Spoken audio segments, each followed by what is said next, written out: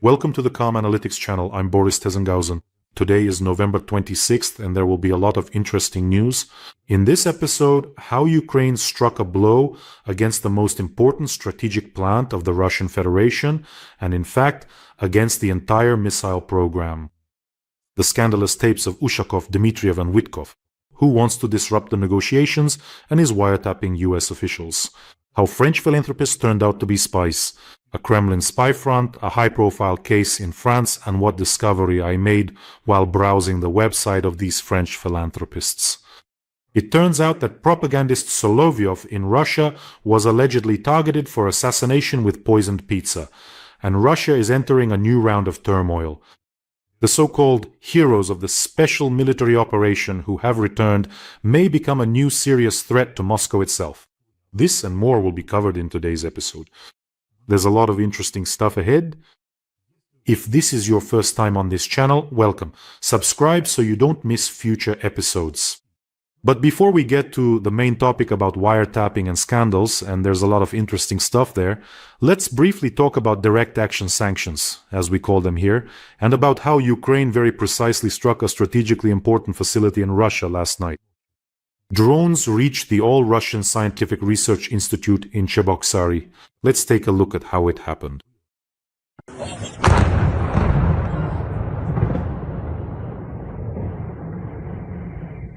It's not the first time drones have made it there, but this time several drones hit their target. Why is this important? What is the significance of this veneer progress? The fact is that in recent years, this veneer progress has become not just an electrical plant, but one of the key suppliers of critically important radio electronics for the Russian armed forces. Specifically, this enterprise produces jamming-resistant navigation systems, that is, antennas, essentially protected under the Comet or Comet M brand. These modules are widely used in strike drones, for example, the Shahed type, as well as in cruise and ballistic missiles, such as Kalibrs and Iskanders M, in guided aerial bombs, and in other weapon systems.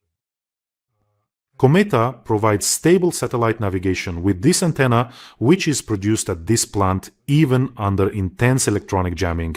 In other words, this system protects Russian drones and missiles from Ukrainian electronic warfare systems. This plant specialized in manufacturing these antennas, so this is a serious blow to the entire missile program as well.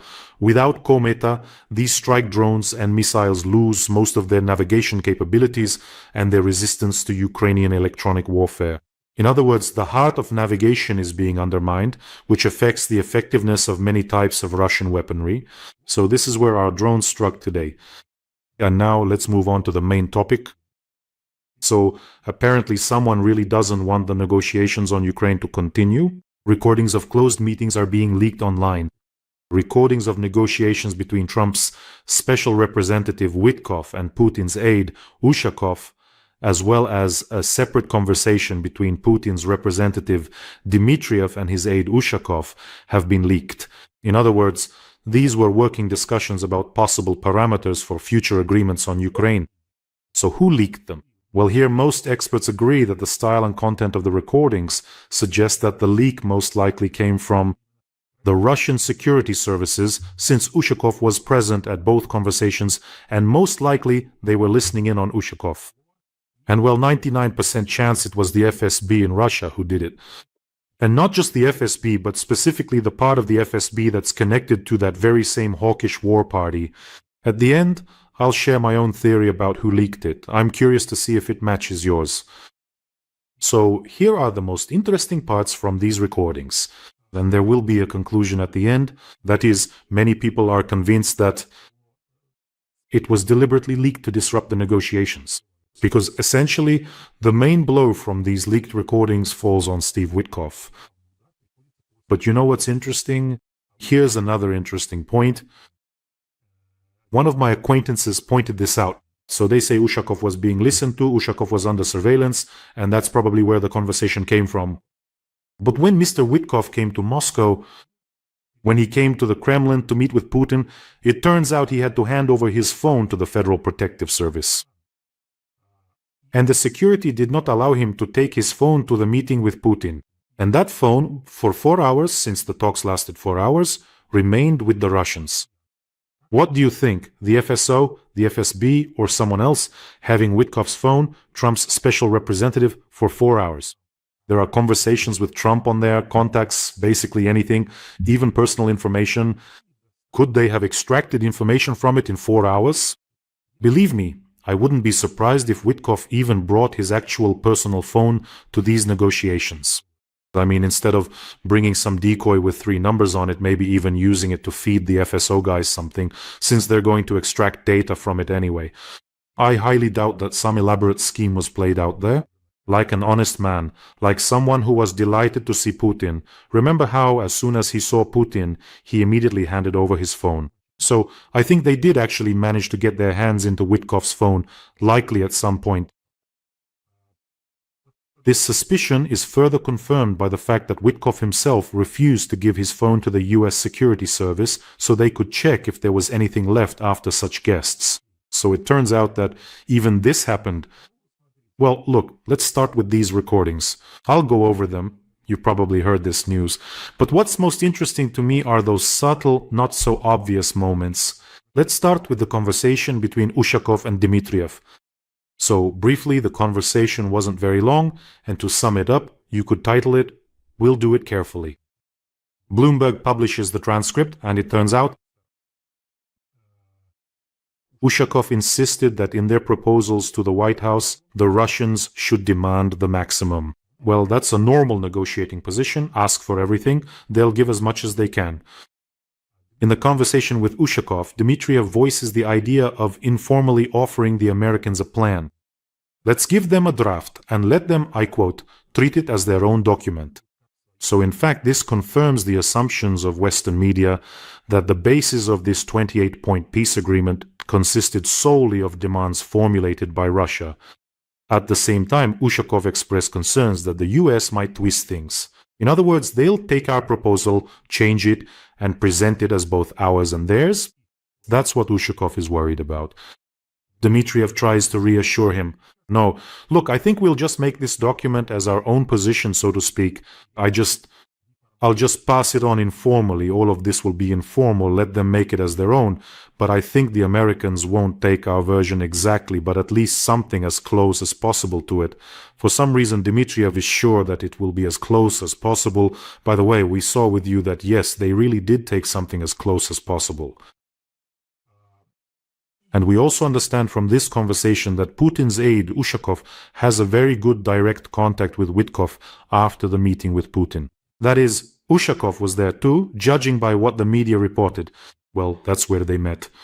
But basically, everything is clear here. 2 Russian officials are discussing, let's feed them some information. The conversation between Whitcoff and Ushakov is much more interesting. Ushakov constantly calls Whitcoff my friend. So, by the way, Whitcoff praised Putin and gave advice on how to approach Trump correctly. And it was Whitcoff, he was the initiator of the conversation between Putin and Trump, and he said that this conversation should take place before Vladimir Zelensky's visit to the White House. Listen, I get it. Of course, a bit later we'll see Trump's reaction, how he responded to this, but when you basically teach your opponent how to find the right approach to your own boss, I think that's strange. That's strange for you and me. But Donald Trump said, listen, he needed to make a sale. He was selling however he could. So for Donald Trump, that's absolutely normal. So that's what he was doing, yes. Well, we'll come back to this in a moment. So the key points that demonstrate Whitcoff's attitude toward Moscow or Russia against the backdrop of the war with Ukraine. First, Ushakov is very competent. Unfortunately, we're not up against stupid people. Not all of them are stupid. Let's put it that way. He praised the US team. He praised Whitcoff for the gas agreement. And Whitcoff says, listen, I'll tell you something. I think that if we manage to resolve this issue with Russia and Ukraine, everyone will be jumping for joy. To which Ushakov replies, yes, you only need to solve one problem. And he laughs. Whitcoff asks, which one? The Russian-Ukrainian war. Whitcoff says, yes, I know how we can solve this. And Ushakov steps in here. My friend, I just want your advice. What do you think? Would it be useful if our bosses, meaning Putin and Trump, had a phone conversation? And here are Whitcoff's suggestions. Yuri, here's what I would do. My recommendation? I would make this call just to once again emphasize that you congratulate Trump on this achievement regarding the Gaza agreement, that you supported him, that you respect him as a man of peace, and that you are very glad to see that this happened.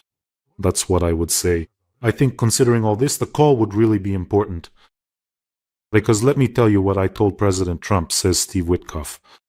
I told President Trump that you, the Russian Federation, have always wanted a peace agreement. And that is my conviction. I told the president that I believe in this. And I believe that the issue is that we have two countries that find it difficult to reach a compromise.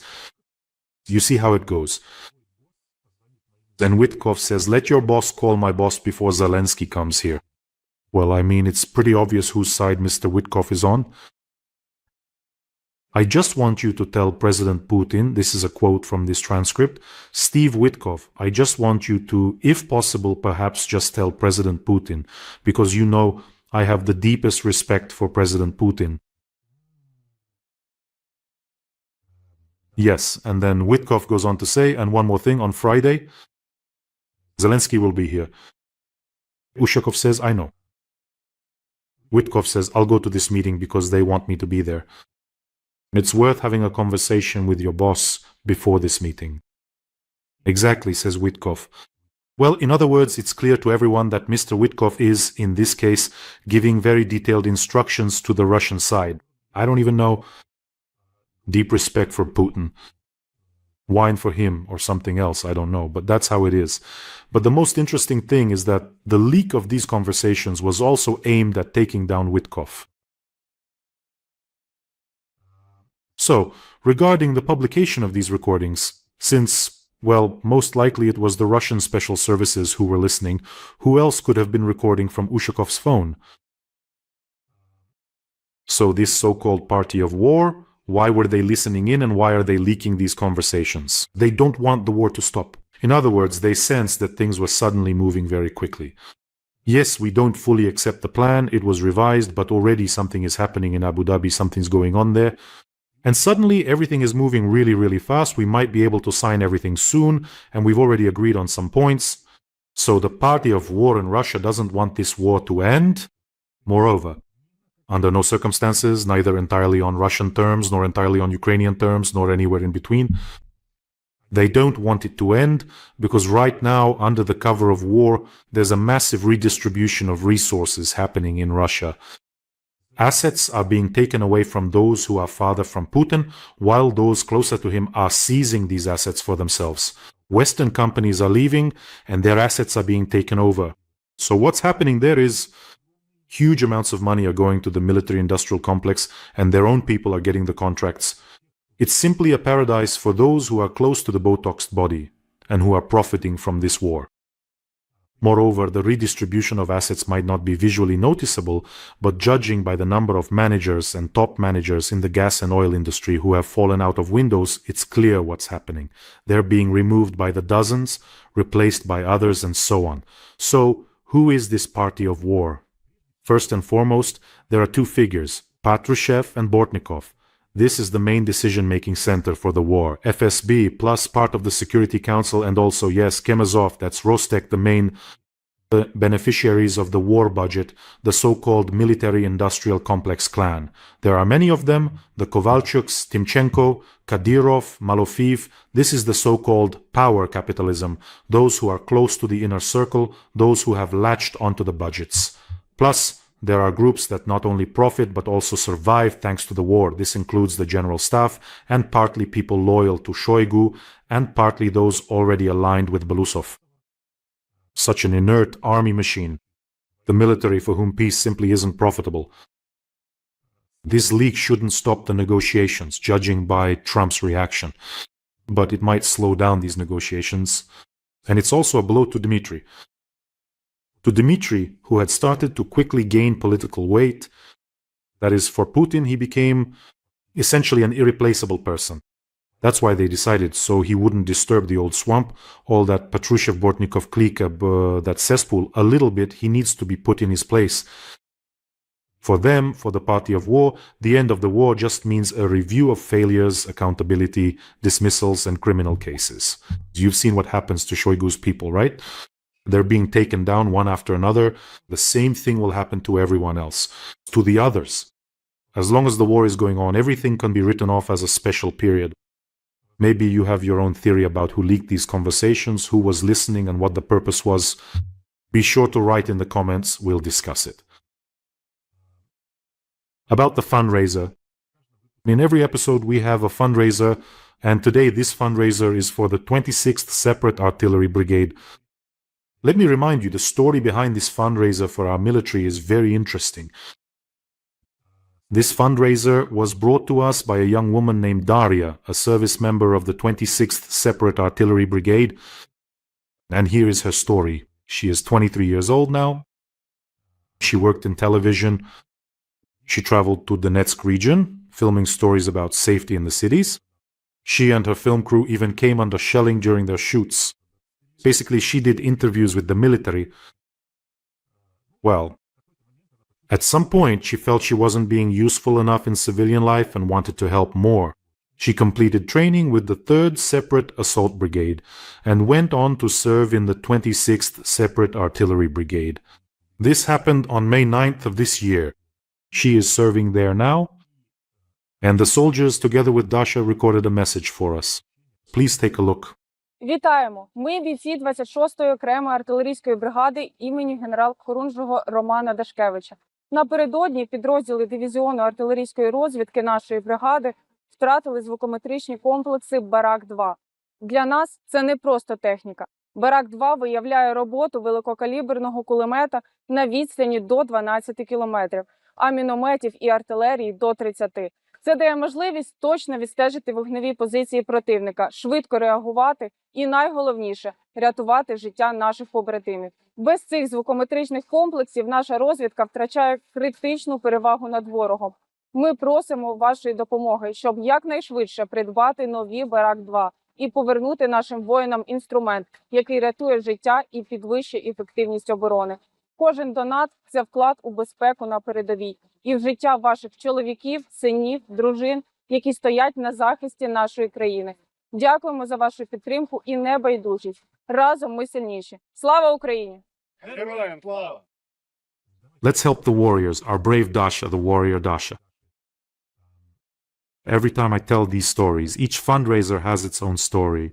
I tell them so that maybe finally it will get through to them that it's impossible to defeat Ukraine. It's impossible to defeat people like this. Where are you rushing off to, you old bald galosh? So friends, let's support this fundraiser. If we really try hard today, we can close this fundraiser if we really try. The link to the fundraiser is in the description of this video. There are mono, privat, and PayPal options for those who want to help from abroad. And the 26th Artillery Brigade is currently on the Pokrovsky front. It's probably the hottest spot right now.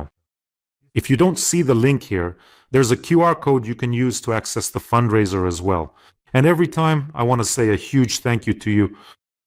Together, we're doing something important. Each of you who helps Ukraine, who supports our soldiers, is making your own contribution to our victory. And thank you so much from me and from our soldiers. As always, after talking about good people, we move on to the dark side. In France, 3 members of the SOS Donbass Association have been detained on suspicion of spying for Russia, according to the French press. French counterintelligence detained and arrested Russian citizen Anna N., who also holds a French passport, and French citizen Vincent Pay, both members of the humanitarian organization SOS Donbass. They have been charged with conspiracy with a foreign state, gathering information in the interests of a foreign power, and criminal conspiracy. Both were taken into custody after 96 hours of interrogation. Donbass sauce, some kind of Donbassos. So, as you know, I can be a textbook nitpicker. That's true.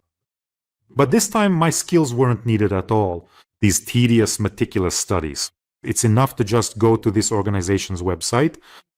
Here I go again, being a nitpicker. Alright, fine. This Donbassos organization. So, on all versions of the website, the wording is exactly the same.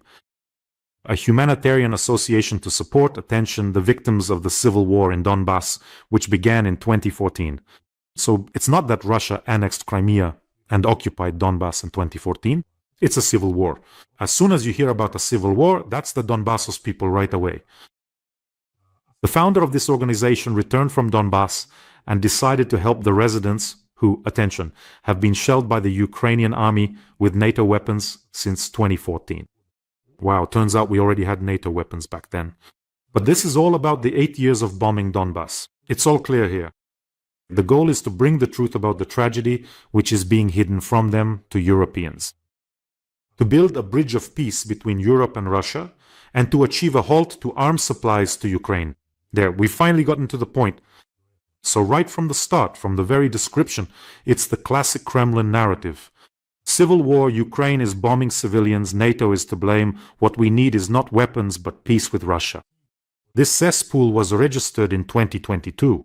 Counterintelligence hunted them for a long time, even though all they had to do was just visit the website. There are different language versions available there. It's just straightforward propaganda of the Russian world. I studied their website and YouTube channel, and here is where they suddenly switched to being a bore. And there actually, on the YouTube channel, there are only a few hundred subscribers, but there are some very interesting videos, like some Frenchmen in military uniform, together with representatives of this foundation visiting Donbass, and on this Frenchman's arm there's a patch with the letter Z. That's how it happens. I really hope that this is that very Vincent P. Now it's clear what the P stands for here, what is meant by the letter P. I dug even deeper. They have organizations there that they cooperate with. Right on the page, different foundations and communities are listed. I picked the first one I see. The foundation is called Verified People. I go to their Telegram channel, and there it says Aid for Servicemen and Civilians of Donbass. A bunch of videos of military personnel, regular Russian officers, occupiers. Then it turned out that this foundation is connected with a Russian propagandist Kulikov. He's there in military uniform with a Russian army patch, so it's just complete madness. You could just take them straight to jail. By the way, at one of the rallies, the founder of this organization was literally shouting glory to Russia. Yes, and they also made a name for themselves by putting up posters on the Triumphal Arch that said, "Russia is not my enemy." They were caught on camera, and one member of this organization was also detained. So, friends, why am I going into such detail about these kinds of organizations? There are hundreds of such organizations in Europe, and not just in Europe, but in various countries. They all have backing, either from Russian or pro-Russian forces, and most likely they have ties to intelligence agencies. I'm addressing the diasporas. You are a great force, really. You can identify and counteract these ghouls. Ideally, of course, we should gather them all up and send them home to Russia. Let them love their homeland in Syzran. But the fight against this organization actually began with concerned members of the diasporas who carried out, including their own investigation, managed to get the organization's accounts blocked, and then law enforcement agencies took over. And here's a simple example of why Russia launches such organizations. Look, for example, in January, this is just one example. Of course, there's information gathering, recruitment, and all the rest, but here's how it works in terms of propaganda. In January 2024, Russia's RIA Novosti published a list of 30 French mercenaries who allegedly died in Kharkiv, citing precisely this organization of French volunteers, the SOS Donbass organization. An investigation was conducted by one organization, and French journalists checked this list of 13 French mercenaries. It turned out that the supposed dead were actually alive, and some of the names were simply... In other words, these organizations legitimize fake news, and then these fakes spread further. There you have it. By the way, they actually cooperate there with some Cossacks of France, some Icon foundations, some Russian Orthodox Church, and other such groups. Here's a simple life hack. If you see someone at an event somewhere abroad, outside the Russian Federation, representatives of the Russian Orthodox Church and some Cossacks, that's almost a sure sign that it's organized by a pro-Russian group, and you can bet Russian intelligence services are involved too. By the way, friends, don't forget to subscribe to this channel. We're here fighting against Russian propaganda, on which Putin spends astronomical amounts of money on these Donbass guys, and we're exposing their lies. So subscribe, and let's drive out the evil together. And speaking of evil, here it is. Russian propagandist Vladimir Solovyov was reportedly targeted for assassination with poisoned pizza, according to TASS.